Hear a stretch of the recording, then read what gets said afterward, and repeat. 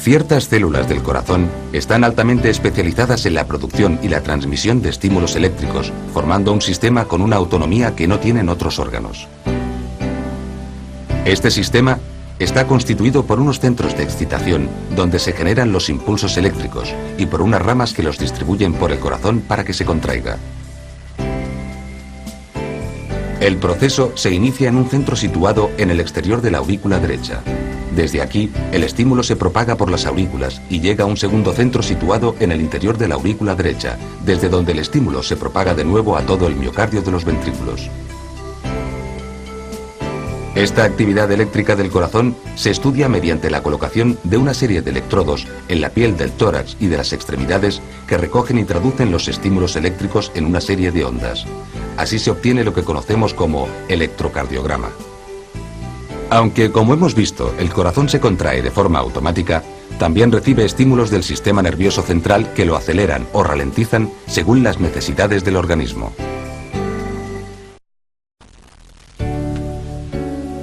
La respiración es el proceso mediante el cual el organismo capta oxígeno del aire y libera dióxido de carbono. En ella se pueden distinguir tres fases. La primera fase es la de la ventilación pulmonar. Consiste en hacer entrar el aire atmosférico rico en oxígeno hasta los alveolos pulmonares. La segunda fase se denomina de intercambio gaseoso, en el que el oxígeno se difunde desde el alveolo pulmonar hasta el capilar sanguíneo, mientras que el dióxido de carbono lo hace en sentido contrario. Y en la tercera fase, denominada de transporte sanguíneo, el oxígeno es transportado por los hematíes de la sangre a todas las células del cuerpo. La ventilación se produce con una frecuencia de unas 15 veces por minuto. Sin embargo, en ciertas situaciones, como el ejercicio físico o el reposo, esta frecuencia se acelera o ralentiza. Este proceso consta de dos fases: la inspiración y la expiración. La inspiración consiste en la entrada de aire oxigenado a los pulmones. Su mecánica se debe principalmente a la acción del músculo diafragma, que al contraerse desciende y amplía el tamaño de la caja torácica, lo que favorece la expansión de los pulmones y provoca de esta forma la entrada de aire en su interior. La expiración o expulsión del aire de los pulmones a la atmósfera es un proceso fundamentalmente pasivo en el que se relajan los músculos, de forma que disminuye el tamaño del tórax y los pulmones recuperan su tamaño, provocando la expulsión del aire que se encontraba en su interior. El espirómetro es un aparato que permite medir los volúmenes y las capacidades pulmonares. El sujeto respira a través de la cavidad bucal. Cada movimiento respiratorio se registra en una gráfica denominada espirograma. En ella se pueden identificar los diferentes volúmenes y capacidades pulmonares de un individuo. El cuerpo humano es como un gigantesco edificio compuesto por millones de células que necesitan recibir alimentos y eliminar residuos.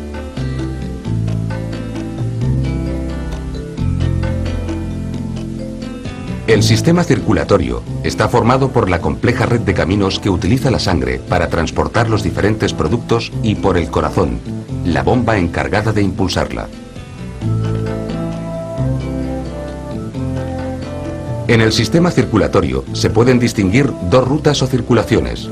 La circulación menor o pulmonar, en color azul, encargada específicamente de oxigenar la sangre, y la circulación mayor, en rojo, encargada de distribuir la sangre a las células del organismo. El corazón representa el punto de encuentro de las dos circulaciones. Los canales que a él llegan se denominan venas, mientras que los que de él salen se llaman arterias. La circulación menor se inicia con la llegada de la sangre no oxigenada a la aurícula derecha del corazón a través de las venas. La sangre pasa de la aurícula al ventrículo derecho y de ahí sale por la arteria pulmonar para distribuirse por los pulmones. En los pulmones, la sangre se desprende del dióxido de carbono a la vez que toma oxígeno. Una vez oxigenada, la sangre retorna al corazón por las venas pulmonares. La circulación mayor se inicia con la llegada de la sangre por las venas pulmonares a la aurícula izquierda del corazón. De ahí pasa al ventrículo izquierdo y de este, por la arteria aorta, se distribuye por todo el organismo.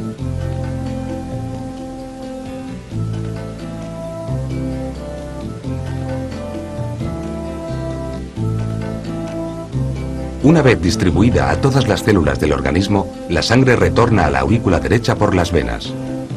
La circulación fetal es diferente a la adulta, porque hasta el nacimiento, la función de los pulmones es sustituida por la placenta. Por lo tanto, la circulación pulmonar no es útil en el feto.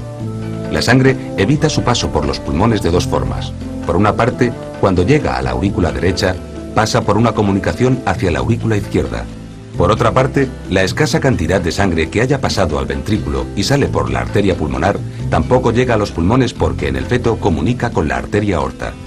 Estas comunicaciones se cierran en el momento que respiramos al nacer, cuando aparece la circulación menor. La capacidad de adquirir, retener y evocar todo tipo de información sobre nosotros mismos y el entorno que nos rodea se encuentra localizada en el cerebro. Allí es donde tiene lugar el reconocimiento de objetos, la comprensión y producción del lenguaje, así como otras muchas funciones intelectuales.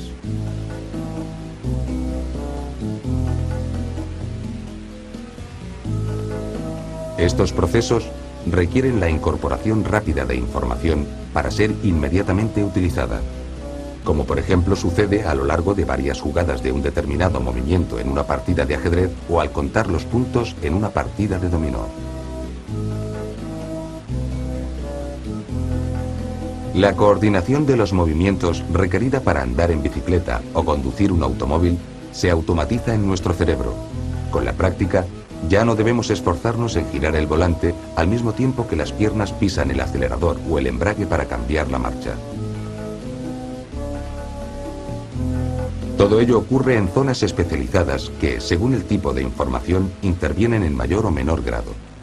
Estas zonas son esencialmente la corteza cerebral, que es donde llega la información del exterior a través de los sistemas perceptivos visuales, auditivos, táctiles, olfatorios y gustativos. El hipocampo, que es especialmente importante en aquellos procesos que requieren la utilización de información adquirida recientemente. Y por último, la amígdala, que es una estructura clave para el reconocimiento de estímulos de alarma que pueden poner en peligro nuestro organismo. La corteza, el hipocampo y la amígdala, al igual que las restantes estructuras contenidas en nuestro cerebro, están constituidos por multitud de células nerviosas llamadas neuronas, las cuales están conectadas a modo de redes que permiten el proceso de recordar y memorizar. Veamos un ejemplo sencillo de cómo se forman estas redes. En edades tempranas, el organismo es expuesto progresivamente a gran cantidad de nuevos estímulos. Con el proceso de observar la fruta, por ejemplo, se activan un conjunto de neuronas que permiten reconocer su forma esférica y su color anaranjado.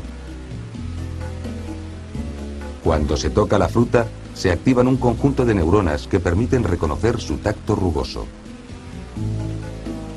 Las neuronas que procesan la información visual y táctil forman en su conjunto una red en donde el conocimiento de la naranja permanece en estado latente.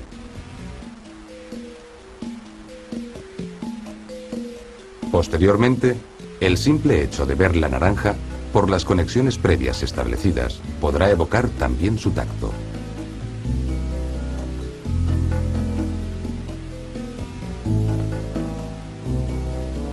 Las neuronas, al igual que otras células de nuestro organismo, también se deterioran con la edad.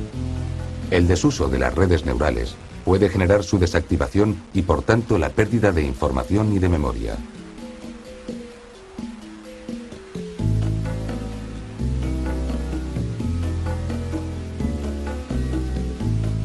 Uno de los problemas de memoria más comúnmente asociados al envejecimiento es la desorientación espacial.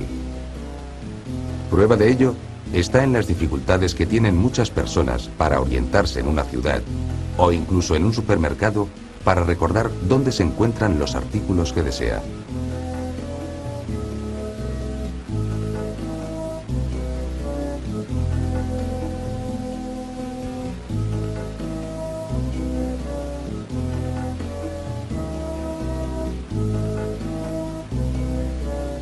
Estos problemas pueden ser estudiados por los científicos con animales de laboratorio. En este caso, los animales deben aprender a localizar una plataforma sumergida en un tanque con agua orientándose mediante murales o estanterías colgados en las paredes del laboratorio, mediante la situación de la ventana o la de la puerta. En esta tarea, los animales de más edad tardan mucho más tiempo que los animales jóvenes y recorren distancias muy superiores hasta localizar la plataforma. La progresiva inactivación de las conexiones celulares y por tanto la pérdida de memoria puede combatirse. En estudios realizados con hombres y mujeres de la tercera edad, se ha demostrado que mediante programas de entrenamiento basados en ejercicios sencillos, es posible enlentecer los procesos degenerativos y la pérdida de habilidades cognitivas. La práctica de ejercicio físico ayuda a mantener en buen estado nuestro corazón y todo el sistema circulatorio, previniendo así accidentes vasculares.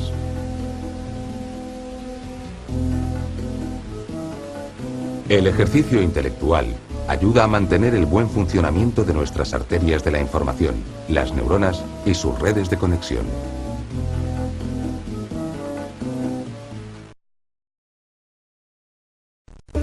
En el cuerpo humano existen aproximadamente 200 huesos que forman el esqueleto.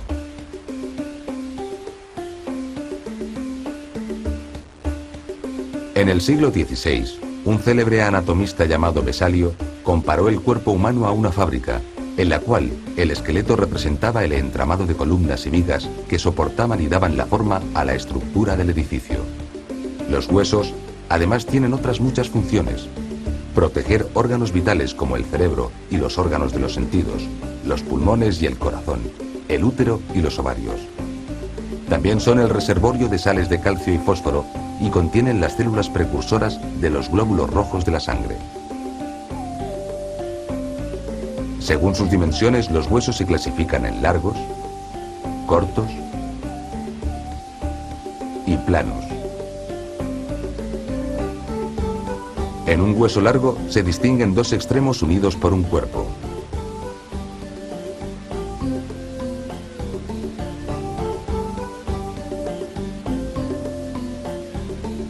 El cuerpo está formado por un hueso muy compacto que tiene una cavidad donde se aloja la médula ósea productora de los glóbulos rojos. En los extremos de los huesos se encuentran unas superficies muy pulidas recubiertas por cartílago de color blanco que sirven para articularse con los huesos vecinos. En el interior de los extremos de los huesos no existe la cavidad medular, sino una abigarrada red de láminas óseas superpuestas y entremezcladas que tienen el aspecto de una esponja. En el siglo XX, un ingeniero suizo llamado Kuhlmann, en una visita a un profesor de anatomía y amigo personal, comprobó que en el extremo superior del fémur, estas laminillas estaban dispuestas siguiendo las mismas trayectorias que las láminas de la grúa que él había diseñado para levantar grandes pesos. Así dedujo que esta disposición obedecía a la organización interna del hueso para resistir con la máxima eficacia las fuerzas físicas a las que está sometido. En el interior de ciertos huesos de la cabeza, en lugar de tejido esponjoso o médula ósea, se encuentran cavidades de aire que comunican con la nariz y forman los senos paranasales, donde se puede percibir la vibración de la voz. Durante el crecimiento, la parte central y los extremos de los huesos largos están unidos por cartílagos, de forma que cuando se observa la radiografía de un niño en crecimiento, esta zona aparece como una franja negra, que no debe ser confundida con una fractura, sino con el lugar ocupado por el cartílago de crecimiento. A partir de la pubertad, los huesos se sueldan por efecto de las hormonas sexuales y cesa el crecimiento. Los huesos no son estructuras inertes, sino que tienen nervios y arterias, por lo que producen dolor y sangre cuando se les lesiona.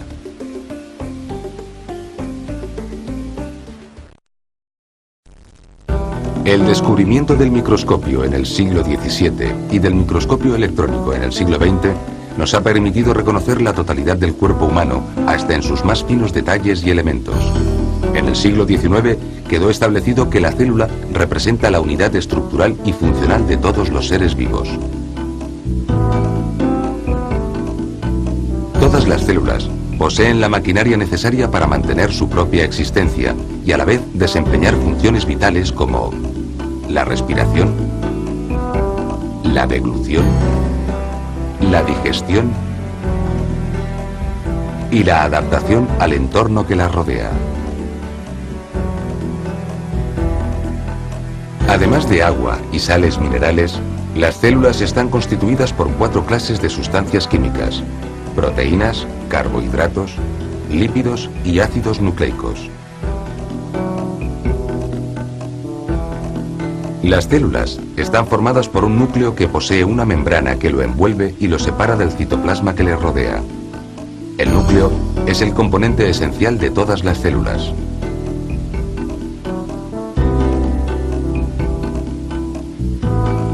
Las pocas células que carecen de él, como los hematíes, son incapaces de dividirse. Todos los núcleos contienen en el material genético el ácido desoxirribonucleico, ADN, que determina las características específicas, morfológicas y funcionales de cada tipo celular. El citoplasma, gracias a los diferentes orgánulos que contiene, ejecuta las órdenes dictadas por el núcleo. Los grupos de células que realizan la misma actividad se denominan tejidos. El tejido epitelial es el que recubre externa e internamente al organismo. El tejido conectivo soporta y protege el cuerpo humano.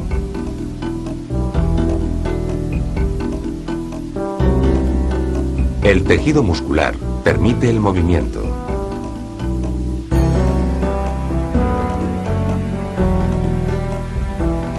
El tejido nervioso produce y conduce los impulsos eléctricos.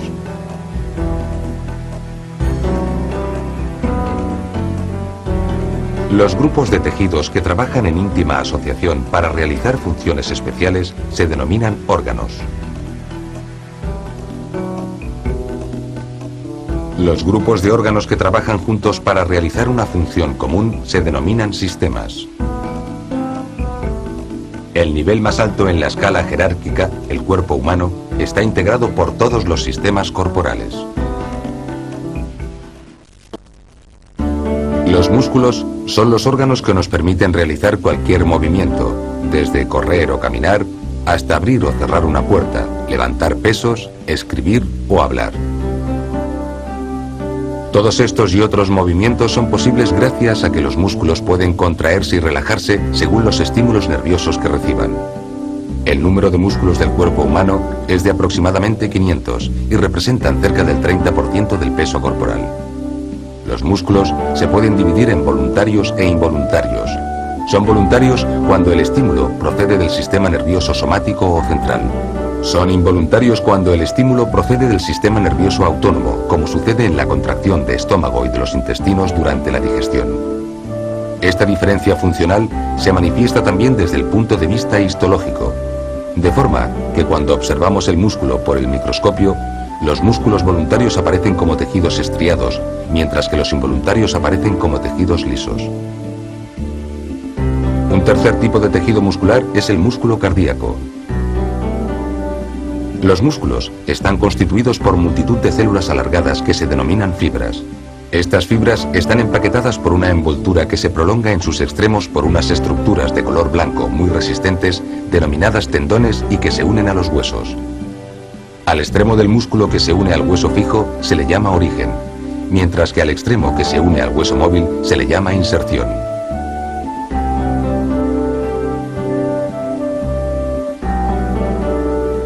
Los músculos no trabajan de forma aislada, sino que lo hacen de forma coordinada con otros músculos, como si fuese una cadena de montaje, para conseguir movimientos y acciones complejas, como es el simple hecho de escribir.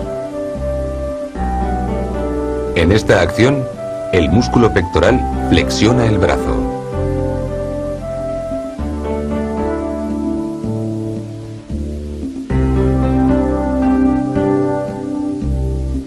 El codo se flexiona por la acción del bíceps, mientras que la muñeca se flexiona, gira y se inclina por la acción combinada de distintos músculos del antebrazo. Los músculos del pulgar y de los otros dedos se contraen para facilitar la sujeción del bolígrafo y la escritura. El oído nos permite captar una gran diversidad de sonidos.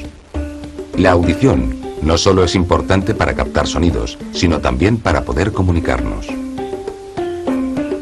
Las orejas, o pabellones auriculares, tienen una serie de pliegues que favorecen la captación de las ondas sonoras. En el hombre, la oreja está fija y tan solo permite ciertos movimientos, pero en muchos animales, su gran movilidad les permite orientarla hacia la fuente sonora. El sonido captado por la oreja entra por el conducto auditivo externo, donde existen una serie de pelos y una cera de olor disuasivo para impedir la entrada a su interior de pequeños insectos.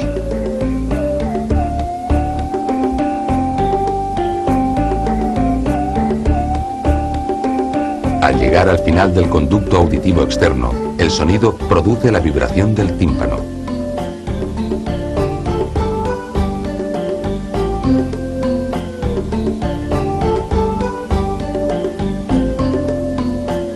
La vibración del tímpano moviliza la cadena de huesecillos de la caja timpánica, que se hunde por su último eslabón, el estribo, en el caracol del oído interno, de forma que moviliza todos los líquidos que se encuentran en su interior.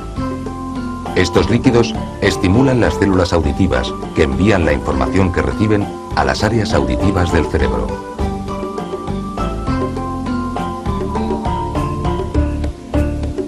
Las ondas sonoras de diferentes tonos estimulan células auditivas de diferentes regiones del caracol.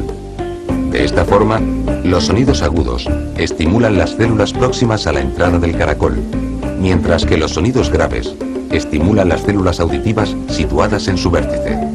Por este mecanismo, el cerebro diferencia las distintas tonalidades e intensidades sonoras.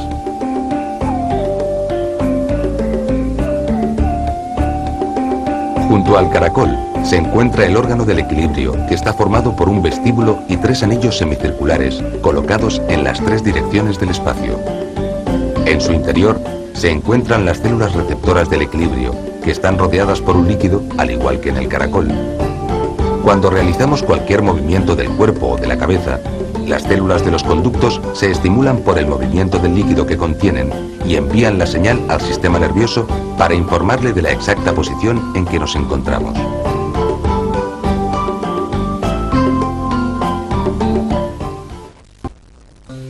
Los ojos, al igual que una cámara de vídeo, nos permiten ver el entorno que nos rodea. Las imágenes que en una cámara de vídeo quedan registradas en una cinta, en las personas son almacenadas y procesadas en el cerebro, pudiéndose integrar con el resto de sentidos. Antes de llegar a la retina, los estímulos luminosos deben pasar a través de una serie de estructuras y medios transparentes. La primera capa transparente es la córnea, que cierra la cámara anterior del ojo. El iris actúa como el diafragma de una máquina fotográfica que regula la cantidad de luz que pasa por la pupila.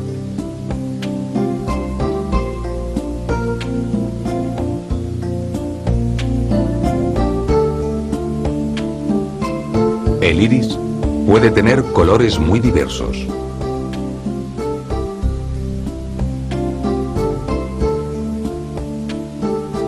El cristalino es una lente convergente constituida por láminas, unida por ligamentos a la segunda capa del ojo o coroides.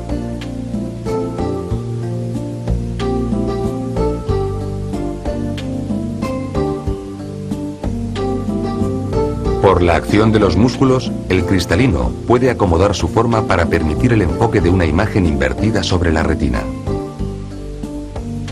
Las variaciones del tamaño del cristalino y del diámetro pupilar es lo que nos permite enfocar objetos a distintas distancias del campo visual. Las personas que sufren miopía tienen problemas para ver de lejos porque la imagen de los objetos se forma antes de la retina. Por eso, deben acercarse más al objeto para hacer coincidir la imagen sobre la retina.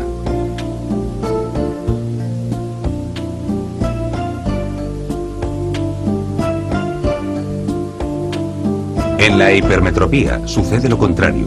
Las personas ven bien de lejos, pero mal de cerca, porque la imagen se forma por detrás de la retina y por eso deben alejarse del objeto.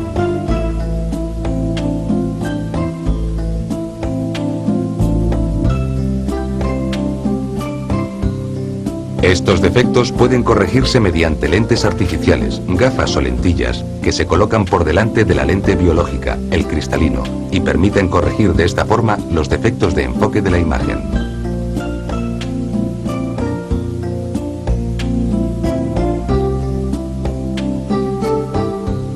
La retina está formada por 10 capas de células nerviosas, de las que solo una se estimula por los rayos luminosos.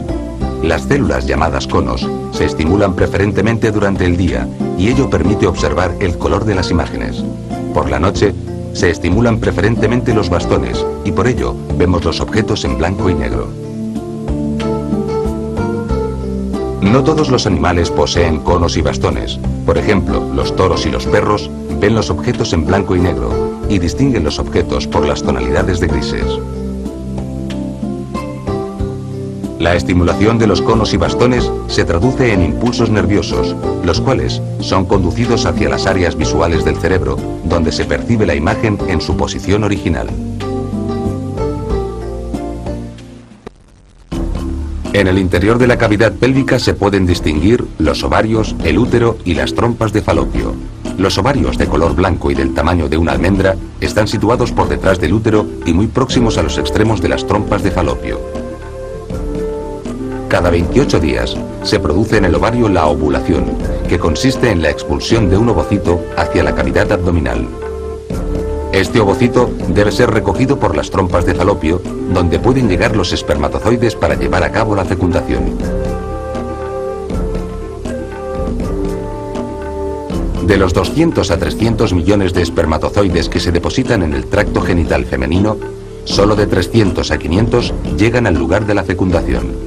De todos los espermatozoides, solo uno penetrará en el interior del ovocito, mientras que el resto lo ayudarán a atravesar la barrera que a modo de corona envuelve al ovocito.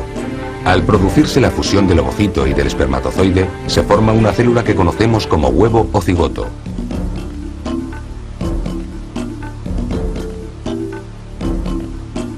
En el recorrido por la trompa de Falopio hacia el útero, el cigoto va multiplicando el número de sus células hasta que alcanza la forma de una mora.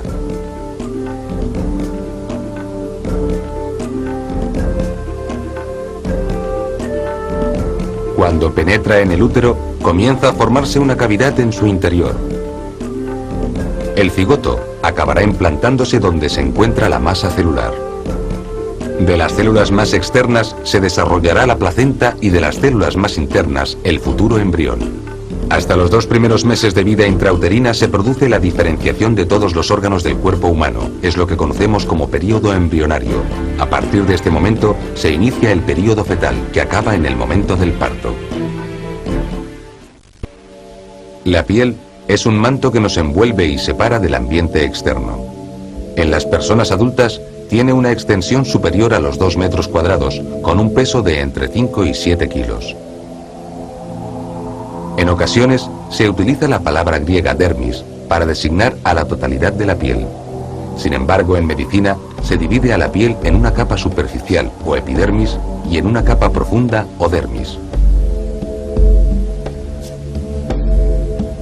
Cuando observamos la superficie de la palma de las manos o de la planta de los pies, vemos que en ella existen dibujos formados por unas finas crestas de la epidermis que se denominan dermatoglifos, del griego derma, que significa piel, y glifo, que significa dibujo. No hay 2 personas con los mismos dibujos. Incluso entre gemelos idénticos podemos encontrar pequeñas diferencias.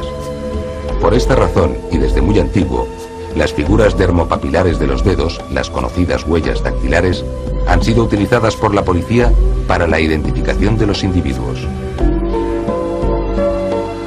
La epidermis es impermeable al agua, pero no a algunas sustancias químicas que la pueden atravesar para posteriormente ser absorbidas por el organismo.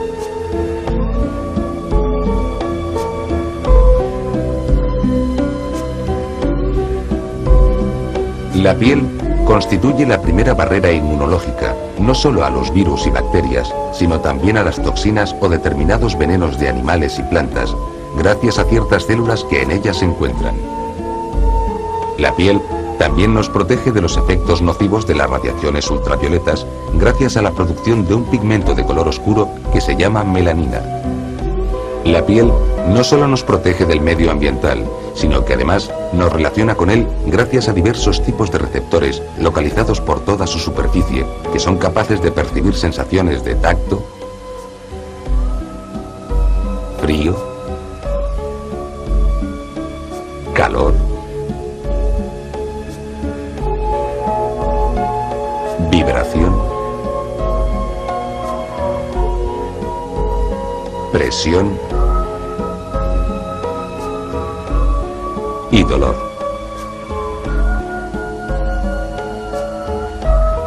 Todos estos estímulos ambientales son captados por los receptores cutáneos, los cuales transmiten impulsos nerviosos que llegan al cerebro y nos informan del estado del ambiente que nos rodea.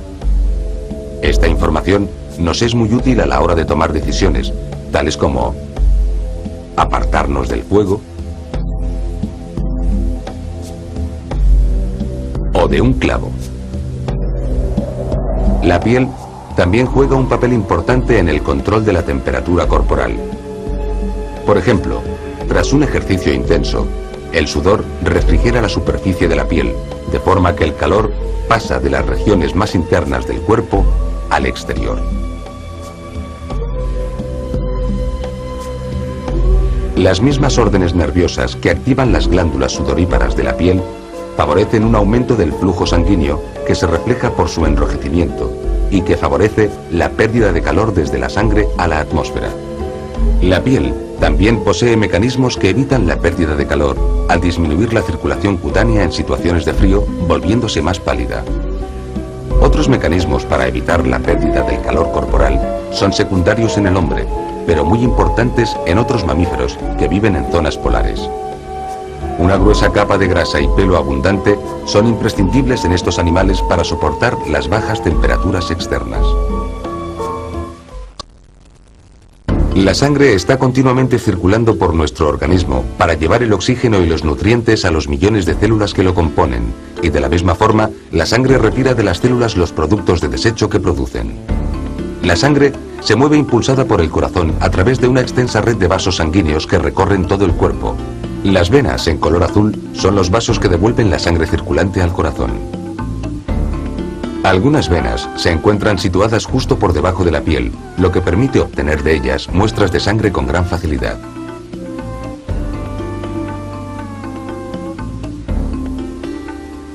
La sangre es una suspensión de células en un líquido llamado plasma. Las células sanguíneas de color rojo aparecen depositadas en la parte inferior del tubo y flotando sobre ellas aparece el plasma de color amarillento.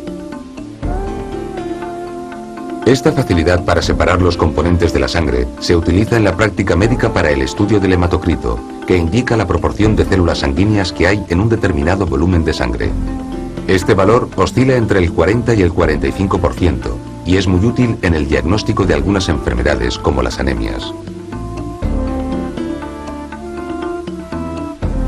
Si bien la sangre tiene un color rojo porque los glóbulos rojos o hematíes son sus células mayoritarias, también tiene otras células, los glóbulos blancos y las plaquetas.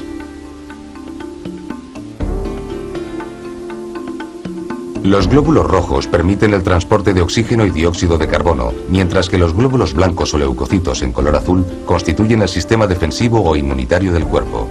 Existen diferentes clases de leucocitos: los neutrófilos, que nos protegen frente a las bacterias y virus; los basófilos, que nos protegen de las sustancias tóxicas; los eosinófilos, que nos protegen de los parásitos; los linfocitos, que nos protegen de las bacterias y las células cancerosas; los monocitos, que actúan en la respuesta inmune inmediata; y las plaquetas, que intervienen en la coagulación sanguínea. No todas las personas pueden recibir sangre de cualquier otra persona. Es necesario conocer antes el grupo sanguíneo del receptor y del donante para determinar así su compatibilidad. Para conocer el grupo sanguíneo de una persona, basta con poner en contacto una pequeña gota de sangre con una serie de sueros especiales. Hay diversos grupos sanguíneos, aunque el más conocido es el AB0, al que se le debe añadir otro grupo, RH positivo o RH negativo. Mirando la aglutinación o no de la sangre con los sueros especiales, se puede identificar con facilidad el grupo sanguíneo y el RH.